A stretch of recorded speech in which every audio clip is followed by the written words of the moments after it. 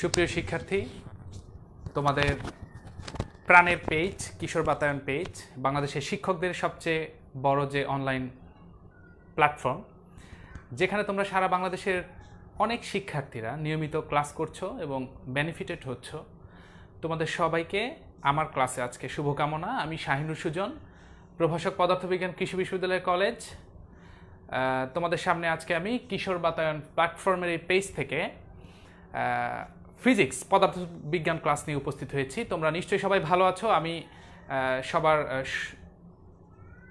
সবাইকে স্বাগতম জানিয়ে আমার ক্লাসটি শুরু করতে যাচ্ছি। আমি তোমাদেরকে আজকে ভেক্টর ফিজিক্সের সবচেয়ে গুরুত্বপূর্ণ যে স্টার্ট, যেটাকে আমরা প্রথম পত্রের ভেক্টর বলে থাকি, এর আগেও একটা অধ্যায় ছিল। ওই অধ্যায়ের মূলত আসলে প্রথম ক্লাসে আমি কিছু ইন্ট্রোডিউসিং করেছি অধ্যায়টা সম্পর্কে, আর সেকেন্ড ক্লাসে ওই অধ্যায়ের ঠিক যেই জায়গাটুকু তোমাদের বুঝতে প্রবলেম হবে, পরিমাপের ত্রুটি, সেই জায়গাটুকু নিয়ে তোমাদের সাথে আলোচনা করেছি।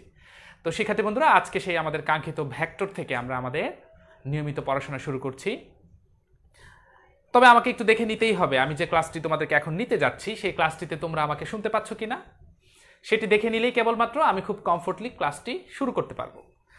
তো চলো আমি একটু দেখে নিচ্ছি এবং আমার টাইমলাইনে আমি ভিডিওটি শেয়ারও করে দিচ্ছি। তোমাদের কাছ থেকেও আশা করব তোমরা তোমাদের বন্ধুদেরকে জানিয়ে দাও যে আজকে এখন ভেক্টরের একটি ক্লাস হচ্ছে, সবাই মিলে আমরা উপভোগ করি ক্লাসটি।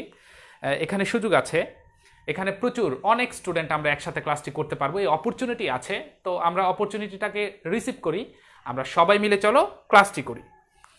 তো আমাকে একটু সময় দাও, আমি ভিডিওটি শেয়ার করে দিই। আর তোমরা কে কোথা থেকে জয়েন করেছো একটু জানিয়ে দিলে হয়তো আমি দেখলে আমার মাঝে একটা ভালো লাগা চলে আসবে এবং ক্লাসটি নিতে আমি ভালো ফিল করব। তো যাই হোক, আমি একটু তোমাদের কমেন্টগুলো পড়ে নিতে চাচ্ছি। আমি দেখছি Mohammad Ibrahim, everything is okay, thank you.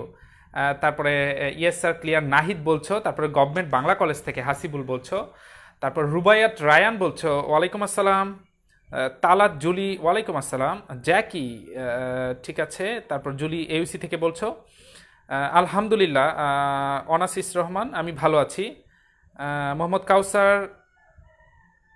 Sylhet government college থেকে, ডিগ্রি কলেজ সিলেট সারোয়ার, তারপর Mohammad Ibrahim Baklia government college, thank you, Ghatail cantonment college Bayzid Hasan, তারপর আমি দেখছি মুস্তাফিজ, তারপর আমি দেখছি হিমাদ্রি বর্মন, আদাব স্যার আদাব, সানিয়া আক্তার কেমন আছেন? আলহামদুলিল্লাহ আমি ভালো আছি, তোমরা নিশ্চয়ই ভালো আছো। গুড আফটারনুন বলছো আনকি, ঠিক আছে, থ্যাংক ইউ তোমাদেরকে। Agriculture university Sonet, thank you. ঠিক আছে, চলো আমরা তাহলে এবার খুব সম্ভবত আমরা ক্লাসটি শুরু করে দিতে পারি। তো আমি আজকে তোমাদেরকে ভেক্টরের যে অধ্যায়টি পড়াবো, তো শুরুতেই ভেক্টর সম্পর্কে আমাদের কিছুটা পরিচিতি নিতেই হবে। চলো তাহলে আমরা দেখি ভেক্টর থেকে আমরা কি কি পড়তে পারি। তো শুরুতেই আমি তোমাদেরকে আজকে ভেক্টরের কিছু বেসিক জিনিস দিয়ে আমাদের ভেক্টর অধ্যায়ের একটা স্মার্ট এন্ট্রি করব। তো চলো, ভেক্টর কি ধরো আমরা জানি না, কোথায় ভেক্টর প্রয়োজন, কিভাবে এটা আসলে আমাদের মাঝে এটা আসলো, চলো আমরা কিছু এক্সাম্পল দেখে আমরা গেস করে নেই যে আসলে হোয়াট ইজ ভেক্টর। তো চলো আমরা কয়েকটা এক্সাম্পল দেখি। তোমরা এসএসসি তো এগুলো পড়ে থাকবে খুব সম্ভবত, আমি ধারণা করছি। তো শুরুতেই ধরো এটা একটা পজিশন, এটা একটা জায়গা, ধরো আমি এই জায়গাটাকে বলছি তোমার বাসা। তো এই বাসা থেকে তুমি ধরো তোমার কলেজে যাবে, তুমি বাসা থেকে রওনা হয়েছো। তো বাসা থেকে রওনা হয়ে এই যে এমন করে যাচ্ছ। তো কিছু দূর গিয়েছো, ধরো আমি ধরে নিলাম তুমি 10 মিটারের মতো গিয়েছো। তারপর তুমি একটু রেস্ট নিয়েছো, রেস্ট নিয়ে তুমি আরো কিছু দূর গিয়েছো, আরো কিছু দূর গিয়ে তুমি দেখছো তোমার কলেজ তুমি পেয়ে গেছো। তো ইতিমধ্যে আমি এই স্টার্টিং এই পয়েন্টটাকে যদি এ বলি আর এই ফিনিশিং পয়েন্টটাকে যদি বি বলি, তাহলে তুমি নিশ্চয়ই বুঝতে পারছো এই যে জায়গাটা তুমি একটা জায়গা কিন্তু এখানে লক্ষ্য করছো। কিন্তু আমার প্রশ্ন হচ্ছে, এই এ বিন্দু থেকে তুমি ধরো সি বিন্দু পর্যন্ত তুমি কিছুটা গিয়ে রেস্ট নিয়েছো 10 মিটার গিয়ে, আবার সি বিন্দু থেকে অ্যাট দ্য সেম ওয়ে তুমি আবার রেস্ট নেওয়া শেষ করে আবার তুমি বি বিন্দুতে গেলে, তুমি কলেজে পৌঁছে গেছো। আরো 10 মিটার যাওয়ার পর তুমি কলেজে পৌঁছে গেলে। তো এখন আমি যদি তোমাকে জিজ্ঞেস করি এই জায়গাটাতে দূরত্ব কত, তুমি বলবা 20 মিটার। আই এম শিওর তোমরা নিশ্চয়ই সবাই গেস করতে পেরেছো। আমি যদি জিজ্ঞেস করি এই জায়গায় সরণ কত, তাহলে কিন্তু সবাই একটু মানে উঠে বসে দাঁড়াবে আর কি, যে সরণ, তাহলে এটা তো ডিফারেন্ট কিছু, এটা একটু চিন্তা করে বলি। তো তোমরা নিশ্চয়ই সবাই গেস করে ফেলেছো যে এ থেকে বি পর্যন্ত স্ট্রেট যে পথ, এটাকে বলা হয় সরণ। তো এই এ থেকে বি পর্যন্ত স্ট্রেট যে পথ, এই পথের দূরত্ব যদি আমরা বের করতে চাই, তাহলে আমাদের সমকোণী ত্রিভুজ দিয়ে দূরত্বটা বের করা যাবে। যেমন এই ডিস্টেন্সটা তাহলে আমরা বলতে পারবো √10 স্কোয়ার প্লাস 10 স্কোয়ার। তাহলে আমরা এখানে বলতে পারছি যে √200, এটা হচ্ছে আমার সরণ 200 মিটার। আমি ক্যালকুলেশন করে আর রেজাল্ট এখানে বের করছি না। তো শিক্ষার্থী বন্ধুরা, তোমরা দেখছো দূরত্ব হচ্ছে এখানে 20 মিটার, সরণ হচ্ছে √200 মিটার। আচ্ছা, তাহলে আমি তোমাকে আরেকটি পথের কথা বলি। ধরো এবারও তোমার এক বন্ধু তার বাসা থেকে বের হয়েছে, বন্ধু বাসা থেকে বের হয়ে কিছু দূর গিয়েছে, ওই তোমার মতো 10 মিটার গিয়ে তারও রেস্ট নিতে ইচ্ছে করছে। তো তার বাসা থেকে কলেজটা মোটামুটি সোজাসুজি। তো সে এরকম তোমার এ বিন্দু থেকে জার্নি শুরু করে এরকম বি বিন্দুতে যাবে, এরকমটা চিন্তা করেছে। মাঝপথে সে একটু রেস্ট নিয়েছে, তো ওই সি বিন্দু থেকে সে রেস্ট নিয়ে আবারও সে 10 মিটার গিয়েছে। এখন যদি আমি তোমাদেরকে জিজ্ঞেস করি এই জায়গায় দূরত্ব কত, তোমরা কিন্তু গেস করে বলে ফেলছো নিশ্চয়ই 20 মিটার। আমি যদি এখন তোমাদেরকে জিজ্ঞেস করি এই জায়গায় সরণ কত, তাহলে কিন্তু তোমরা এটাও গেস করে ফেলেছো যে আদি বিন্দু থেকে শেষ বিন্দু পর্যন্ত যে দূরত্ব, সেটাকে সরণ বলে, এটা হচ্ছে 20 মিটার। আচ্ছা, এবার তোমার আরেক বন্ধু বাসা থেকে জার্নি শুরু করেছে, এরকম জার্নি শুরু করে সে কিছুটা পথ গিয়েছে। তো ধরো সে 10 মিটার গিয়েছে। তোমার আরেক বন্ধু সে তার বাসাই কলেজটা, তো তার বাসার একদমই কাছে, মানে বাসা থেকে বের হলেই কলেজটা। তো সে কি করলো, তবুও একটু কলেজ থেকে বের হয়ে এরকম না হেঁটে হেঁটে তো আর ভালো লাগছে না, সে হেঁটে কিছু দূর গেল। ধরো সে সি বিন্দুতে গেল, সি বিন্দুতে গিয়ে সে রেস্ট নিয়ে আবার বললো কলেজে ক্লাস শুরু হয়ে যাবে, আমি কলেজেই চলে যাই। তার মানে সে একবার 10 মিটার গিয়ে ওখান থেকে সে আবার 10 মিটার কাম ব্যাক করে পুনরায় তার কলেজে চলে আসলো। এখন যদি আমি তোমাকে জিজ্ঞেস করি এই জায়গাটাতে দূরত্ব কত, তোমরা সবাই বলবে দূরত্ব তো 20 মিটার। কারণ আচ্ছা কেন, কারণ আমি সেটা পরে বলছি। আর সরণ হচ্ছে এখানে 0 মিটার, কারণটা আমি পরে বলছি। তো যাই হোক, আমি তোমাদেরকে 3টা সিচুয়েশন দেখাইলাম। তোমরা কি আমার এই 3টা সিচুয়েশন বুঝতে পেরেছো কিনা? আমি তোমাদেরকে 3টা সিচুয়েশন দেখালাম।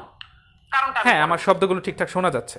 ঠিক আছে, থ্যাংক ইউ। তোমরা আনসারও করছো দেখছি। ফয়সাল, তারপর ইব্রাহিম বলছো 0, Atif, thank you thank you thank you. আচ্ছা ঠিক আছে, তো একটু লক্ষ্য করো। তো এই সিচুয়েশন 3টা সিচুয়েশন, নাম্বার 1, নাম্বার 2, নাম্বার 3, 3টা সিচুয়েশনে আমরা দেখছি যে দূরত্বের ভ্যালুটা কিন্তু সেম। দূরত্বের ভ্যালুটা কত? এখানেও দূরত্ব হচ্ছে 20 মিটার, এখানেও দূরত্ব 20 মিটার, এখানেও দূরত্ব 20 মিটার। কিন্তু 3 জন ছাত্র কিন্তু 3 পথে গিয়েছে। এই লোকটা এখান থেকে এখানে, এই লোকটা এখান থেকে এখানে, এই লোকটা এখান থেকে এখানে। তো 3টা স্টুডেন্ট 3টা পথে যাওয়ার ফলেও তাদের দূরত্ব কিন্তু সেম। তার মানে দূরত্ব কিন্তু নানা দিকে গেলেও কোনো সমস্যা নাই, দূরত্ব দিকের উপর নির্ভর করে না।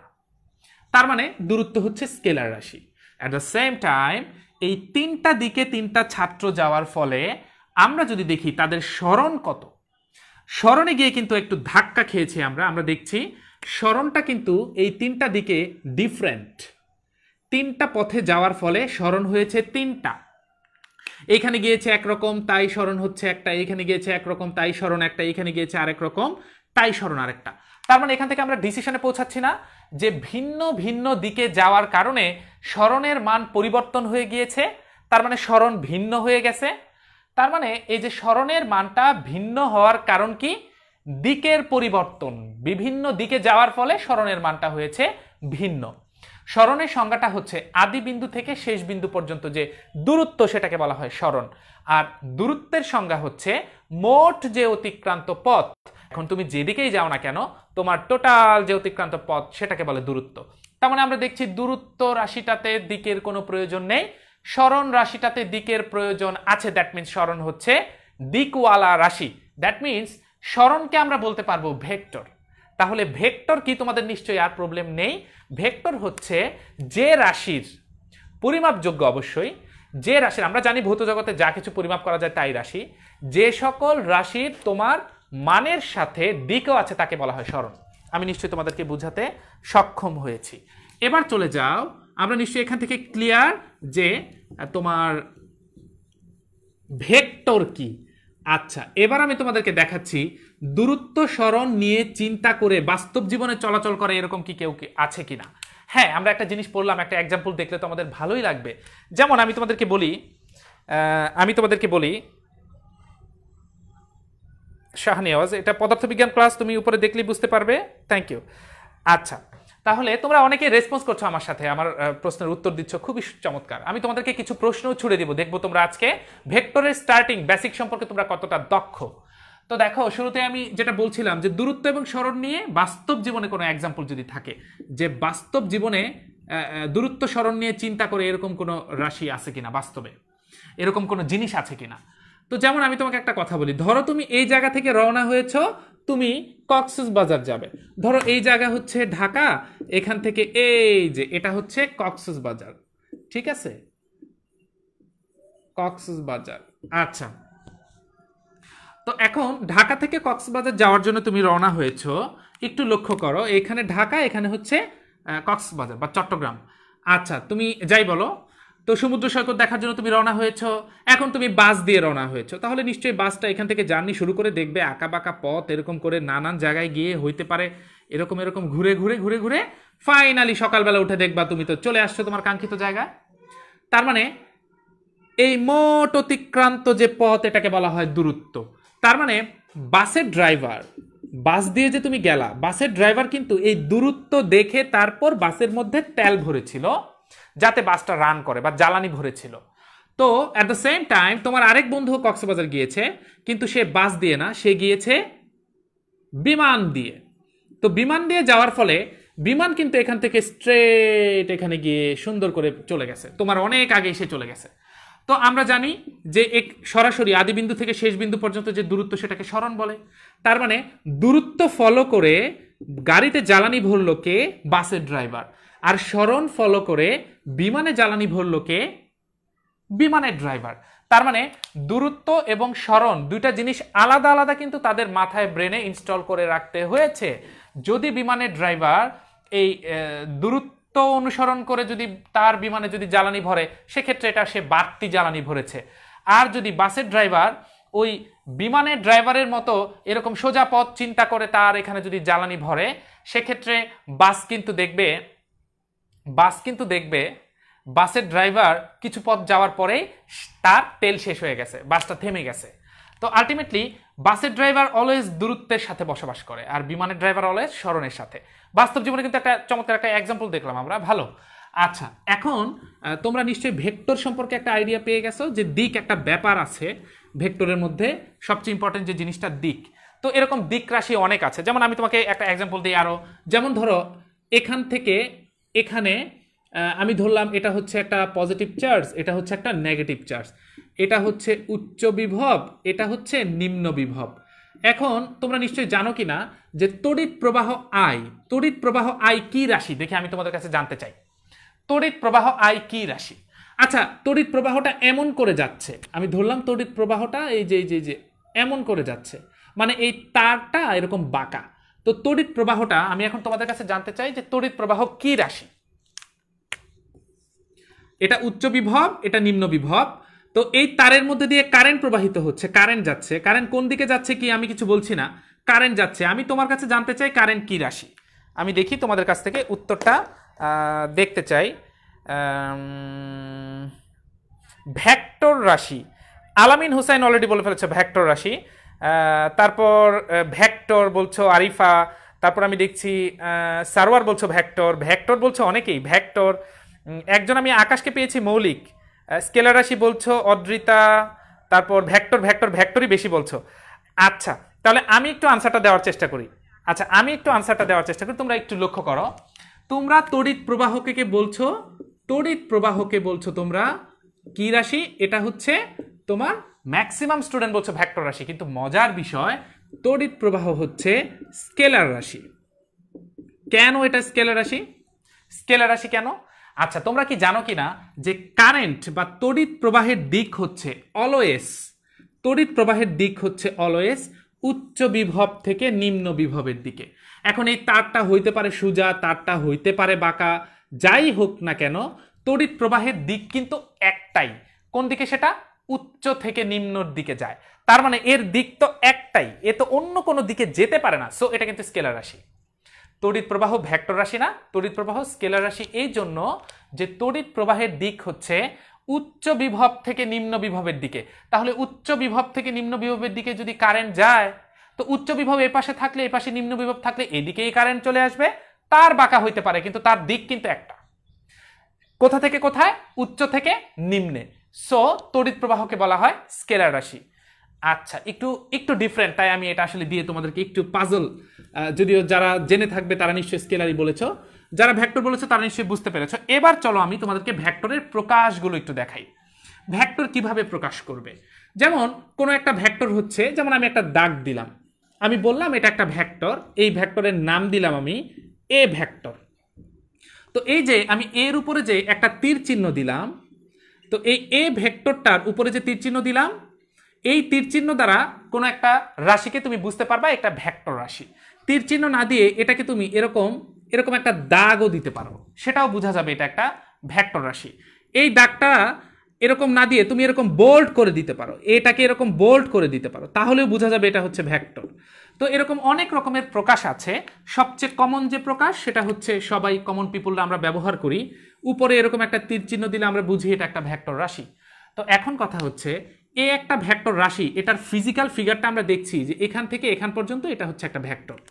এখন এই জিনিসটার একটা মজার তথ্য আছে, ভেক্টরের যে মান সেটা কিন্তু তার দৈর্ঘ্যের উপরে নির্ভর করে। যেমন এই তারটার দৈর্ঘ্য আমি যদি বলে দেই, এই তারটার দৈর্ঘ্য আমি যদি বলে দেই যে এটা হচ্ছে যে 100 নিউটন, এই তারটার দৈর্ঘ্য হচ্ছে 100 নিউটন, তার মানে এটা দিয়ে আমি বুঝতেছি যে 100 নিউটন বল কাজ করছে, এই তারের মান হচ্ছে 100 নিউটন এবং এই তারের দিক হচ্ছে সামনের দিকে। আচ্ছা, তার মানে যে বলটা এদিক থেকে এদিকে যাচ্ছে সেটা সামনের দিকে যাচ্ছে। তো 100 নিউটন বলের যদি একটা দাগ যদি আমি দেখাই তোমাকে বুঝাই যে এটা 100 নিউটন, তাহলে কোনো সন্দেহ নাই ঠিক 200 নিউটন বলতে আমি ঠিক এটার দ্বিগুণ বুঝাবো।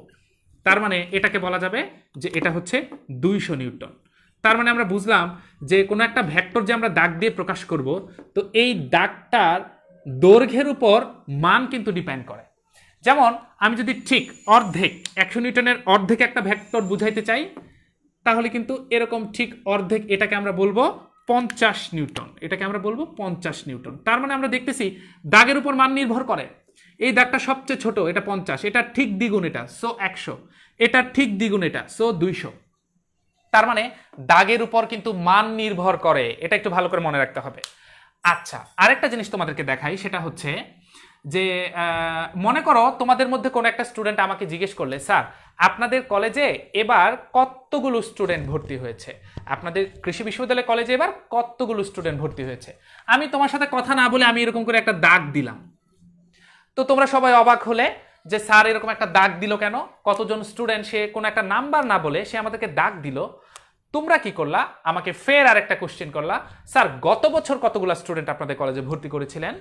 তখন আমি কি করলাম, এরকম করে একটা দাগ দিলাম। তো সেক্ষেত্রে তুমি কিন্তু এই দুটো দাগ দেখে তুমি বুঝে ফেলেছ যে এই বছরের চেয়ে গত বছরে ভর্তিকৃত শিক্ষার্থীর সংখ্যা কম, আর এই বছর ভর্তিকৃত শিক্ষার্থীর সংখ্যা বেশি। গত বছরের চেয়ে এই বছর ভর্তিকৃত শিক্ষার্থীর সংখ্যা কি বেশি। এই দাগ দেখে যে তুমি ব্যাপারটা বুঝে ফেলেছ, লাইক দ্যাট ভেক্টর, একদম দাগের সাথে মানের একটা সম্পর্ক আছে, এটা কিন্তু ভেক্টরেও আছে। তো যাই হোক শিক্ষার্থী বন্ধুরা, আমি নিশ্চয়ই তোমাদেরকে বুঝাতে পেরেছি। তো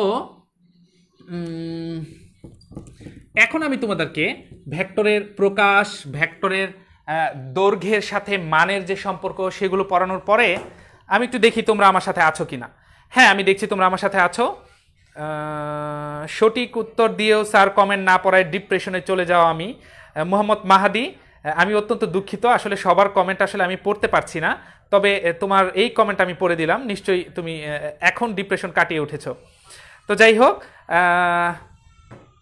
ঠিক আছে, থ্যাংক ইউ মাহাদি তোমাকে। আচ্ছা, এখন আমি যেটা পড়বো সেটা হচ্ছে বিশেষ কিছু ভেক্টর পড়বো, বেশ ইম্পর্টেন্ট কিছু ভেক্টর, মানে ইম্পর্টেন্ট কিছু ভেক্টর পড়বো। আচ্ছা, আমি বাংলায় লিখি বিশেষ কিছু ভেক্টর, বিশেষ কিছু ভেক্টর, যে ভেক্টরগুলো সম্পর্কে আমাদের জানা থাকতেই হবে। যেমন অনেক রকমের ভেক্টর আছে, যেমন আমি তোমাকে দুই একটা নাম বলি। যেমন মনে করো স্বাধীন ভেক্টর, তারপর মোস্ট প্রবাবলি প্রায় 22 থেকে 25টার মতো ভেক্টর আছে স্বাধীন ভেক্টর। তো এগুলো অনেকটা ইজি, তুমি দেখলেই বুঝবে। স্বাধীন ভেক্টর হচ্ছে যে ভেক্টরটার মানে স্বাধীন, তার পাদবিন্দু কোথায় হবে এটার কোনো নির্দিষ্ট কোনো জায়গা নাই, যে কোনো জায়গায় তার পাদবিন্দু হইতে পারে। তো স্বাধীন ভেক্টর হচ্ছে এটা। যেমন আমি বলতে পারি আরেকটা ভেক্টর, যেমন বললাম আমি সীমাবদ্ধ ভেক্টর। তো সীমাবদ্ধ ভেক্টর এটাও কিন্তু একটু স্বাধীন না, এটা হচ্ছে ঠিক স্বাধীনের অপোজিট। স্বাধীন ভেক্টরে যেমন যে কোনো জায়গায় পাদবিন্দু হইতে পারতো, এটা একটা নির্দিষ্ট জায়গায় পাদবিন্দু হবে। তো আমি মনে হয় একটু আমার ক্লাসে প্রথম একটা শব্দ উচ্চারণ করছি, সেটা হচ্ছে পাদবিন্দু। তো পাদবিন্দু শীর্ষবিন্দু নিয়ে তোমাদের সাথে আমি কথা বলছি। যেমন কোন একটা ভেক্টর হচ্ছে এটা, এই ভেক্টরের এই পয়েন্টটাকে বলে পাদবিন্দু মানে পা, আর এই পয়েন্টটাকে বলে শীর্ষবিন্দু মানে মাথা। তুমি এভাবে মনে রাখবে, পা মাথা। তো চলো আমি এখন তোমাদেরকে বেশ কিছু ইম্পর্টেন্ট ভেক্টর, যে ভেক্টরগুলো বোঝার আছে এবং তোমাদের বুঝতে হবে সেই ভেক্টরগুলো নিয়ে কথা বলছি। যেমন শুরুতেই আমি বলছি একক ভেক্টর। একক ভেক্টর, এখন এটার খুব চমৎকার একটা সংজ্ঞা আছে। সংজ্ঞাটা হচ্ছে যে ভেক্টরের মান এক তাকে একক ভেক্টর বলে। যে ভেক্টরের মান এক তাকে একক ভেক্টর বলে। নট এনাফ, এটা আরো বুঝতে হবে। তাহলে কি বুঝতে হবে এখানে?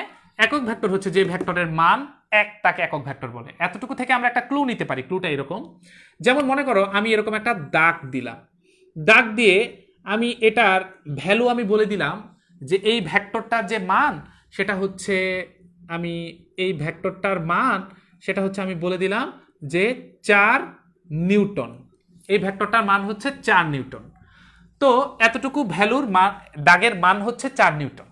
আচ্ছা, আমি কি বুঝাতে পেরেছি? ঠিক এটা দ্বিগুণ হলে ওটাকে আমি 8 বলতে পারবো। এই জন্য ছোট ভ্যালু আমি ছোট ভেক্টর রাখবো, যাতে এর চেয়ে বড় ভ্যালু হলে বড় ভেক্টর করে আঁকতে পারি। কেউ মেপে দেখবে না, কিন্তু আনুমানিক যদি থাকো তুমি যে 4 ভেক্টর যদি এতটুকু হয় 8 হবে ঠিক এটার দ্বিগুণ, তো আনুমানিক যদি থাকো তবেই হবে। এটা কেউ মেপে দেখবে না যে দ্বিগুণ দিয়েছই কিনা। আচ্ছা, তো এই ভেক্টরটার ভ্যালু হচ্ছে কত, মান হচ্ছে কত? 4 নিউটন। এখন কেউ যদি আমাকে জিজ্ঞেস করে যে 4 নিউটন থেকে আপনি 1 নিউটন যদি বের করতে চান তাহলে কি করবেন? যেমন আমি একটু বলি, এই 4 নিউটনকে আমি 4টা ভাগ করে দেই।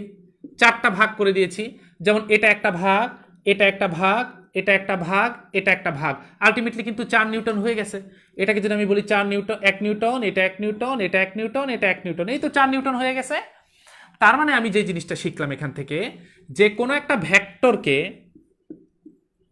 ভেক্টরকে তার মান দিয়ে যদি ভাগ করি, হ্যাঁ এখানে আমি আরেকটা কথা বলে দিই, এ ভেক্টরের মান হচ্ছে, এ ভেক্টরের মানকে প্রকাশ করা হয় এ ভেক্টর মডুলাস অথবা শুধু এ ভেক্টরের মানকে প্রকাশ করা হয় মডুলাস দিয়ে অথবা শুধু এ।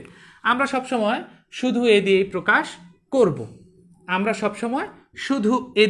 করব, তাহলে কোনো একটা ভেক্টরকে তার মান দিয়ে যদি ভাগ করি তবে আমরা যেটা পাবো সেটার ভ্যালুটা কত হয় সেটা আমরা দেখি। যেমন 4কে যদি 4 দিয়ে ভাগ করি, 4কে 4 দিয়ে ভাগ করলে আনসার কিন্তু 1। তার মানে আমরা 1 নিউটন ভ্যালুটা পেতে পারি ওই ভেক্টরকে তার মান দিয়ে ভাগ করলে। এখন এই ভেক্টরের ভ্যালু হইতে পারে 5000, তাহলে 5000 থেকে আমি 1 নিউটন পেতে চাই, তাহলে 5000কে 5000 দিয়ে ভাগ দেই, তাহলে আনসার হবে 1। আচ্ছা, তাহলে এটার আনসার কিন্তু 1। তো এই একক ভেক্টর প্রকাশ করার বুদ্ধি হচ্ছে এরকম যে ওই লেটারটার স্মল লেটার উপরে একটা টুপি চিহ্ন। তো আলটিমেটলি আমি এখান থেকে কি বুঝলাম? এখান থেকে আমি বুঝেছি যে কোনো একটা ভেক্টরকে তার মান দিয়ে ভাগ করলে যা পাওয়া যায় সেটাই হচ্ছে একক ভেক্টর। আমি একটু তোমাদের জ্ঞাতার্থে জানাই, আমি তোমাদের পদার্থবিজ্ঞান ক্লাস করাচ্ছি, ভেক্টর অধ্যায়তে আজকে শুরু করেছি। তো একদম বেসিক লেভেলের পড়াশোনাগুলো করাচ্ছি, কিছু ইম্পর্টেন্ট ভেক্টর আমি তোমাদেরকে দেখাবো, মনোযোগ দিয়ে দেখো, বেসিকগুলো ক্লিয়ার হয়ে যাবে। তাহলে কোন একটা ভেক্টরকে তার মান দিয়ে ভাগ করলে যা পাই সেটাই হচ্ছে একক ভেক্টর। তুমি দেখো 4কে 4 দিয়ে ভাগ করেছি, আনসার হচ্ছে 1, আর 1ই তো একক ভেক্টর যেটাকে এ ক্যাপ দ্বারা আমরা প্রকাশ করতে পারি। তো এই লাইনটা থেকে আমরা কিন্তু একটা চমৎকার লাইন পাই, সেই লাইনটা হচ্ছে এ ভেক্টর ইকুয়াল হচ্ছে ওই ভেক্টরের মানটা ইনটু একক ভেক্টর। এখান থেকে আমরা কি বুঝলাম? এই লাইনের চেয়ে এই লাইনের গুরুত্বটা আরো বেশি। কেন?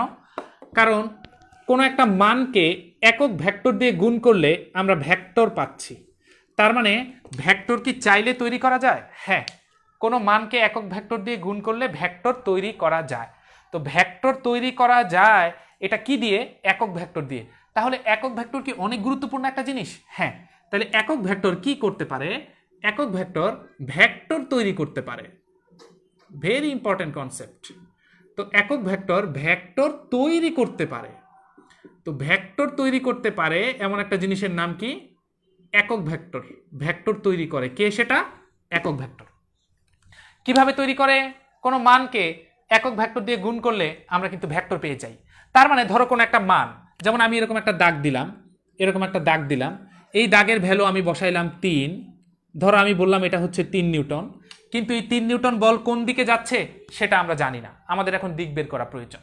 তাহলে তুমি এক কাজ করতে পারো, একক ভেক্টর দিতে পারো। এখানে আরেকটা কথা আমি বলি নাই, মূল ভেক্টর যেদিকে একক ভেক্টরের দিক সেদিকে, লাইক এটা একটা একক ভেক্টর। মূল ভেক্টরের দিক যেদিকে একক ভেক্টরের দিক সেদিকেই, আবার একক ভেক্টরের দিক যেদিকে মূল ভেক্টরের দিক হচ্ছে সেদিকেই। ধরো কোনো একটা ভ্যালু 3 নিউটন। এখন আমি যদি একটা একক ভেক্টর এখানে এনে যোগ করে দেই, আচ্ছা একটা একক ভেক্টর যদি এনে এখানে যোগ করে দেই, তো আলটিমেটলি আমি যেটা করেছি একটা একক ভেক্টর এনে এটার সাথে গুণ করে দিয়েছি। তো আলটিমেটলি তুমি দেখো একক ভেক্টরের মান তো 1। তো এখন 3 একে গুণ করলে কিন্তু আনসার কিন্তু 3, মানের কোনো পরিবর্তন হয় নাই। পরিবর্তনটা যেটা দেখছি, আমি একটা মানকে দিক বানাইতে পারছি, একটা মানকে আমি দিক বানাইতে পারছি, তার মানে আমি ভেক্টর তৈরি করতে পারছি। তো একক ভেক্টর কি করতে পারে? ভেক্টর তৈরি করতে পারে। খুব ইম্পর্টেন্ট একটা কনসেপ্ট শিক্ষার্থী বন্ধুরা, তোমরা নিশ্চয়ই ভালো করে বুঝেছো। এখন আমি তোমাদেরকে অবস্থান ভেক্টর পড়াবো। আচ্ছা একটু লক্ষ্য করো, অবস্থান ভেক্টর। তো একক ভেক্টর বুঝে ফেলেছি, এবার চলো আমরা অবস্থান ভেক্টর পড়ি। তারপর কিছুক্ষণের মধ্যে আমি তোমাদেরকে একটা কাজ দিব, তোমরা করবে। আচ্ছা আচ্ছা আমি এখন তোমাদেরকে সমান ভেক্টর পড়াই। অবস্থান ভেক্টর একটু পরে যাচ্ছি। সমান ভেক্টর, তো যে ভেক্টরের মান 1, দিকও 1, দিক তো আর 1 হওয়ার বুদ্ধি নাই, দিক একই দিকে, তো সেই ভেক্টরকেই বলে সমান ভেক্টর। তো এখন যেমন মনে করো কোনো একটা ভেক্টর এটা এ, তো এখন আমি এখানে দেখাচ্ছি কোন একটা ভেক্টর হচ্ছে এ, তাহলে এই একটা ভেক্টর হচ্ছে ধরলাম বি। তো এই বি ভেক্টরটা এ ভেক্টরের সমান হবে কখন? বি ভেক্টরটার মধ্যবর্তী এ ও বি এর মধ্যবর্তী যে কোণ, এই কোণটা যদি আস্তে আস্তে কমতে থাকে, যেমন মনে করো বিটা এখানে চলে আসছে, এই কোণটা কিন্তু কমেছে, বিটা এখানে চলে আসছে, কোণটা কিন্তু কমেছে, বিটা এখানে চলে আসছে, কোণটা কিন্তু আরো কমেছে, বিটা একদম এর উপর দিয়ে গিয়েছে। তার মানে আমরা বলতে পারি বি ভেক্টরটা একদম এর উপর দিয়ে যাওয়া মানে এই কোণটা ছোট হতে হতে জিরো হয়ে গিয়েছে। তার মানে এখানে মজার একটা জিনিস শিখেছি, তবে তার আগে এতটুকু তোমাকে আমি বলতে পারি যে দুইটা সমান ভেক্টরের এ ও বি, দুইটা সমান ভেক্টরের তোমার ভেক্টরের মান যদি সমান হয় এবং এদের দিক যদি একই দিকে হয়, তাকে আমরা সমান ভেক্টর বলতে পারি। তো এখান থেকে একটা মেসেজ আমরা শিখে ফেলেছি যে একই দিকে ক্রিয়ারত দুইটা ভেক্টরের মধ্যবর্তী কোণ হচ্ছে 0 ডিগ্রি। এটা খুব ইম্পর্টেন্ট জিনিস, যে একই দিকে ক্রিয়ারত দুইটা ভেক্টরের মধ্যবর্তী কোণ হচ্ছে কত? মধ্যবর্তী যে কোণ সেটা হচ্ছে 0 ডিগ্রি। তোমরা নিশ্চয়ই সেটা এখানে দেখতে পেরেছো। একই দিকে ক্রিয়ারত দুইটি ভেক্টরের মধ্যবর্তী কোণ 0, সেটা কিন্তু এখানে দেখেছো। এই বিটা যখন কমতে কমতে কমতে কমতে কমতে এর উপর দিয়ে চলে গিয়েছে, তখন এদের মধ্যবর্তী কোণ কিন্তু কমতে কমতে কমতে কমতে 0 হয়েছে। এটা খুব ইম্পর্টেন্ট কনসেপ্ট, বিভিন্ন জায়গায় তোমার এটার প্রয়োজন পড়বে। তো আচ্ছা, আমি তোমাদেরকে এখান থেকে একটা জিনিস যদি এখন প্রশ্ন করি, দেখি কে কে উত্তর করতে পারো। আমি একটা প্রশ্ন ছুড়ে দিচ্ছি তোমাদের কাছে। একটা অ্যাডমিশন টেস্ট পরীক্ষায় আমি দেখেছিলাম, একটা না অনেক জায়গায় আসে এরকম, যেমন এরকম তোমার মনে করো এটা একটা ভেক্টর হচ্ছে পি, এখন এইটা একটা ভেক্টর হচ্ছে কিউ, এদের মধ্যবর্তী কোণ আমি এখানে দিয়ে দিলাম 40 ডিগ্রি। আমি প্রশ্ন করলাম, প্রশ্নটা হচ্ছে এরকম, পি ও কিউ এর মধ্যবর্তী কোণ কত?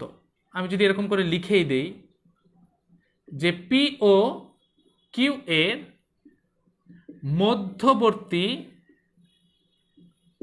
কোণ কত? আমি এই প্রশ্নটি তোমাদের কাছে ছুড়ে দিচ্ছি, পি ও কিউ এর মধ্যবর্তী কোণ কত? তোমরা একটু আমাকে জানাবে, আমি তোমাদের কমেন্টগুলো পড়ছি, আমি দেখছি কে কে উত্তরটা করতে পারো। আচ্ছা, এখান থেকে আমরা মজার একটি জিনিস শিখব। তো আমি দেখছি তোমরা অনেকেই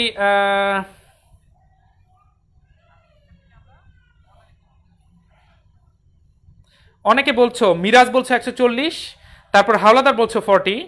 আমি দেখি তারপর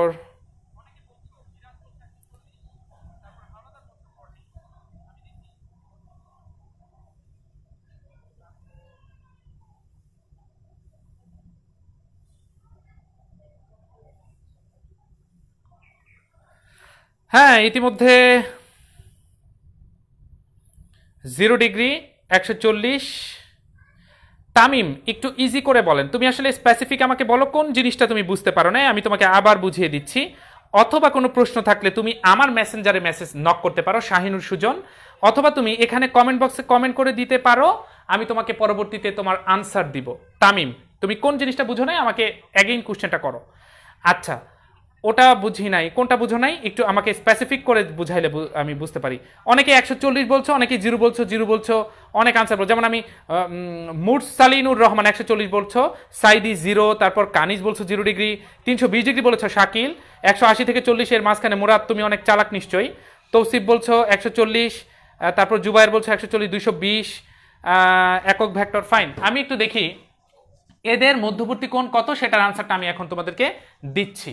তোমরা অনেকে চেষ্টা করেছো, অসংখ্য ধন্যবাদ। তামিম তোমার প্রশ্নটি তুমি আবার করে দাও স্পেসিফিক করে, অথবা তুমি একটা কাজ করতে পারো, আমার এই ভিডিওটা রেকর্ড হয়ে থাকবে, তুমি আবার পুনরায় লেকচারটা দেখবা, আমার বিশ্বাস তুমি বুঝে ফেলবা। তারপরেও না বুঝলে তুমি অবশ্যই মেসেজ দিয়ে রাখবে, আমি চেষ্টা করব তোমার প্রশ্নের উত্তর দেওয়ার। আচ্ছা তাহলে দেখো পি ও কিউ এই দুইটা ভেক্টরের মধ্যবর্তী কোণ কত। আসলে দুইটা ভেক্টরের মধ্যবর্তী কোণ হয় কখন? সবসময় দুইটা ভেক্টরের মধ্যবর্তী কোণ হয় না। দুইটা ভেক্টরের মধ্যবর্তী কোণ হইতে কি কন্ডিশন লাগে, যেমন একটু লক্ষ্য করো, আমি দেখছি এই ভেক্টরের পা হচ্ছে এটা, মাথা হচ্ছে এটা। তো এই যে পরের ভেক্টরটা, এটার মাথা এটা, এটার পা এটা। তো নর্মালি একটা মানুষের মাথা আরেকটা মানুষের পা এক জায়গায় লেগেছে, বিষয়টা এরকম। তো আসলে এটা একটু অড সিচুয়েশন। তো তোমরা দেখতেই পাচ্ছ যে এটা হচ্ছে একটা ভেক্টরের পা, এখানে একটা ভেক্টরের পা থাকলেই কেবলমাত্র কোণ উৎপন্ন হবে।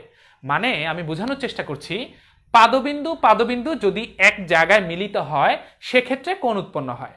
তাহলে পাদবিন্দু পাদবিন্দু এক জায়গায় মিলিত হলে আমাকে তাহলে এই তোমার স্বাধীন ভেক্টরটাকে যে কোনো জায়গায় একটু মুভ করাইতে হবে।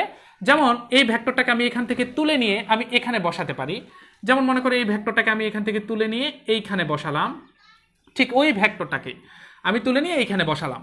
তো এখন নিশ্চয়ই তোমরা বুঝতে পারছো এই ভেক্টরের পা এবং এই ভেক্টরের পা এক জায়গায় মিলিত হয়েছে। তো এই পুরো রেখাটা, এটাকে আমরা পুরোটাকে এরকম করে 180 বলতে পারি।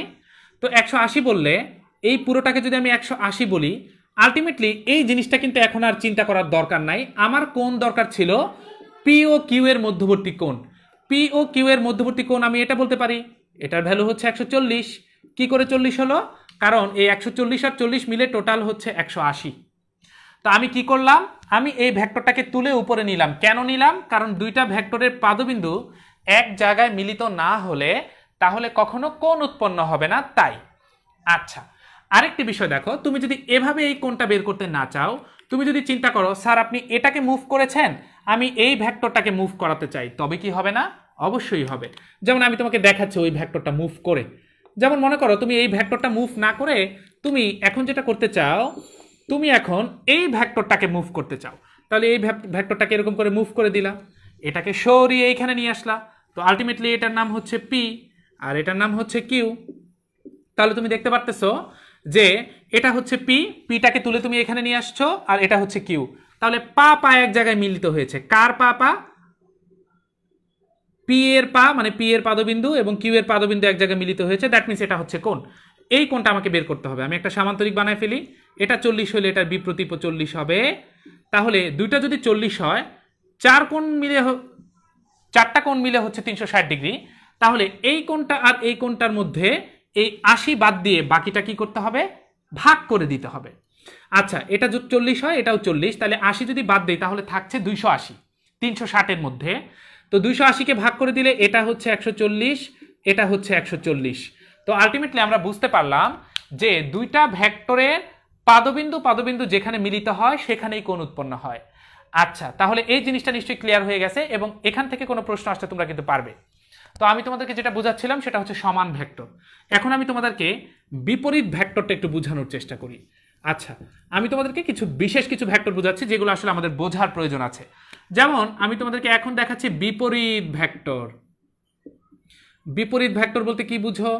মনে করো কোনো একটা ভেক্টর হচ্ছে, এটা হচ্ছে পি, তো এই ভেক্টরটার ঠিক বিপরীত দিকে যে ভেক্টর, এই ভেক্টরটা ঠিক বিপরীত দিকে যে ভেক্টর, একদম ঠিক বিপরীত দিকে যে ভেক্টর, সেই ভেক্টরটাকে আমরা ওই ভেক্টরের ঠিক ঋণাত্মক মান বলতে পারবো।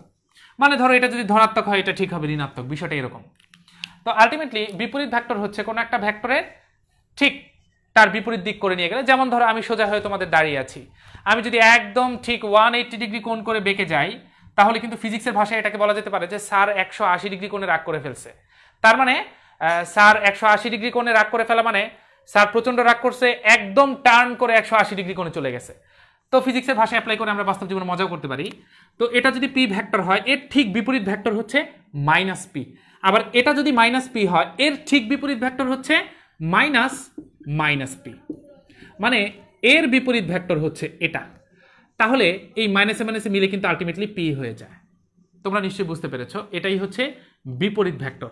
আর দুটি বিপরীত ভেক্টরের মধ্যবর্তী কোণ তোমরা নিশ্চয়ই দেখতে পারতেছো 180 ডিগ্রি। দুইটা বিপরীত ভেক্টরের মধ্যবর্তী কোণ হচ্ছে কত ডিগ্রি? 180 ডিগ্রি। কিছুক্ষণ আগে দেখলাম একই দিকে ক্রিয়ারত দুইটা ভেক্টরের মধ্যবর্তী কোণ হচ্ছে 0 ডিগ্রি। আবার ঠিক বিপরীত দিকে দুইটা ভেক্টর থাকলে তাদের মধ্যবর্তী কোণ 180 ডিগ্রি। এবার আমি অবস্থান ভেক্টর নিয়ে তোমাদের সাথে একটু কথা বলতে চাই।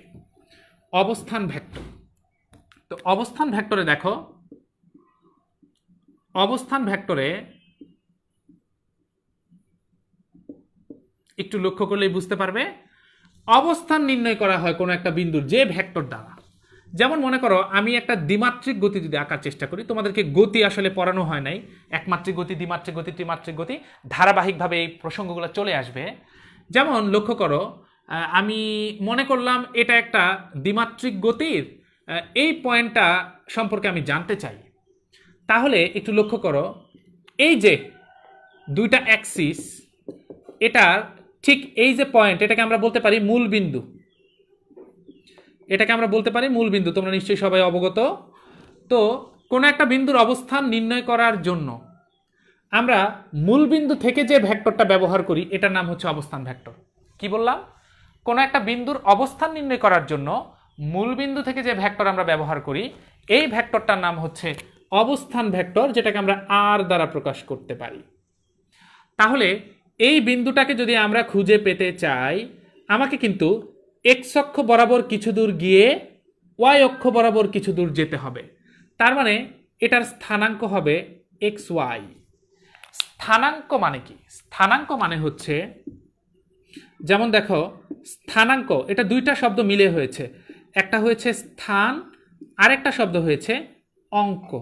তো স্থান যুগ অঙ্ক মানে কোনো স্থান সম্পর্কে জানার জন্য যে সংখ্যা বা মানের প্রয়োজন। অঙ্ক মানে হচ্ছে সংখ্যা। কোনো স্থান সম্পর্কে জানার জন্য যে অঙ্ক বা মানের প্রয়োজন সেটাকে আমরা স্থানাঙ্ক বলি। আমাদের স্থানাঙ্ক দেখছি এখানে এক্স ওয়াই। এই কথার অর্থ হচ্ছে এক্স অক্ষ বরাবর কিছু দূর গিয়ে, যেমন এক্স এর মান যদি হয় 3, ওয়াই এর মান যদি হয় 4, আমরা বলতে পারবো এক্স অক্ষ বরাবর 3 মিটার গিয়ে ওয়াই অক্ষ বরাবর 4 মিটার গেলে এই বস্তুকে খুঁজে পাওয়া যাবে। এখন কোনো ভেক্টরের মাধ্যমে যদি আমরা এটাকে প্রকাশ করি, তাহলে মূল বিন্দু থেকে যেই ভেক্টর দ্বারা আমরা এই বিন্দুর অবস্থান নির্ণয় করতে চাচ্ছি ঠিক একজ্যাক্ট সেই ভেক্টরটাকে বলা হয় অবস্থান ভেক্টর। তোমরা নিশ্চয়ই আমার কথা বুঝতে পেরেছো। হ্যাঁ, অনেক নন্দী বলেছ খুব চমৎকার করে, দ্বিমাত্রিক গতির উদাহরণ হলো একটি টেবিলের উপর দিয়ে পিঁপড়ার চলাচল। তোমাকে অসংখ্য ধন্যবাদ। তারপর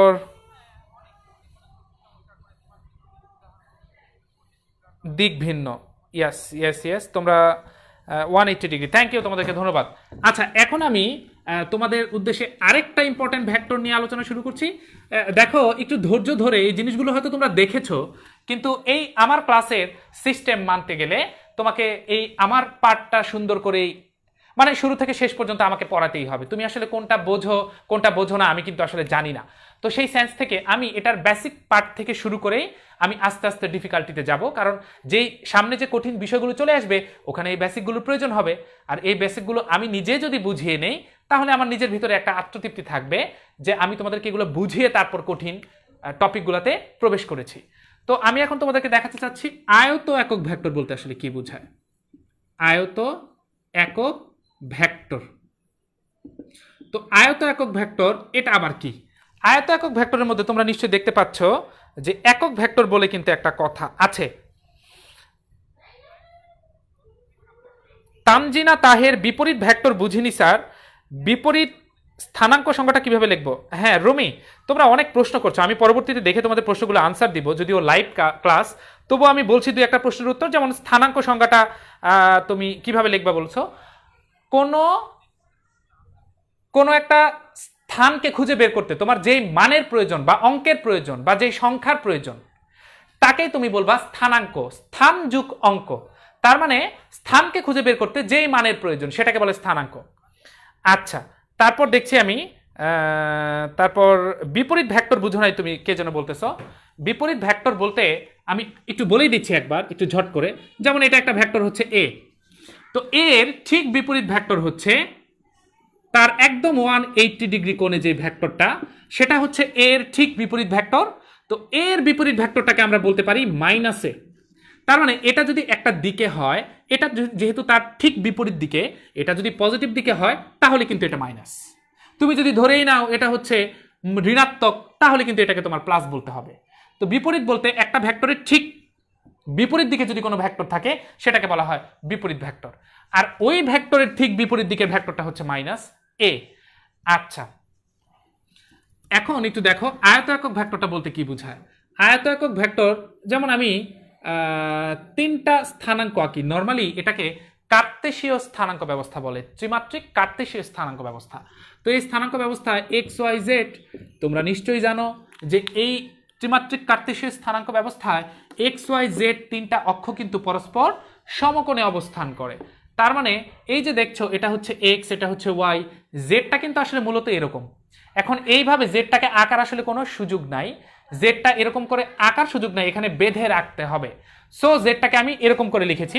আলটিমেটলি কোণগুলো কিন্তু 90, তো দেখে মনে হচ্ছে না 90, কারণ জেডটা তো আসলে এরকম করে, তাহলে কিন্তু কোণ কিন্তু 90, কোণ কিন্তু 90। তার মানে এক্স ওয়াই জেড এই তিনটা অক্ষ কিন্তু পরস্পরের সাপেক্ষে ত্রিমাত্রিক স্থানাঙ্ক ব্যবস্থায় সমকোণে অবস্থান করে, এটা আবার তোমাদের মনে রাখতে হবে। আচ্ছা, এক্স অক্ষ বরাবর যেই একক ভেক্টর সেটাকে প্রকাশ করা হয় আই দ্বারা, কিছু স্পেশাল ভেক্টর। তো ওয়াই অক্ষ বরাবর যেই একক ভেক্টর সেটাকে প্রকাশ করা হয় জে দ্বারা। সারা পৃথিবী এটা এগুলোকে ফিক্স ধরে নিয়েছে। তো জেড অক্ষ বরাবর যেই একক ভেক্টর সেটাকে বলা হয় কে দ্বারা প্রকাশ করা হয়। এখন আমি যদি জিজ্ঞেস করি আই জে কে পরস্পর কত কোণে অবস্থিত? সমকোণে অবস্থিত। তো এক্স অক্ষ বরাবর একক ভেক্টর কিন্তু ফিক্সড আই, তুমি আবার জে বললে হবে না। ওয়াই অক্ষ বরাবর একক ভেক্টর সেটা কিন্তু জে, তুমি আবার ওটাকে কে বললে হবে না। এটা যেভাবে স্ট্যান্ডার্ড ধরে নেওয়া হয়েছে সেভাবেই তোমাকে বিবেচনা করে নিতে হবে। এই তিনটা অক্ষ বরাবর তিনটা একক ভেক্টর যে আমরা বিবেচনা করে নিয়েছি একেই বলা হয় আয়ত একক ভেক্টর, এটাকেই বলা হয় আয়ত একক ভেক্টর। এখন আমি তোমাদেরকে ফাইনালি আমি তোমাদেরকে দুই একটা জিনিস দেখিয়ে তারপর আমি ক্লাসটা শেষ করছি।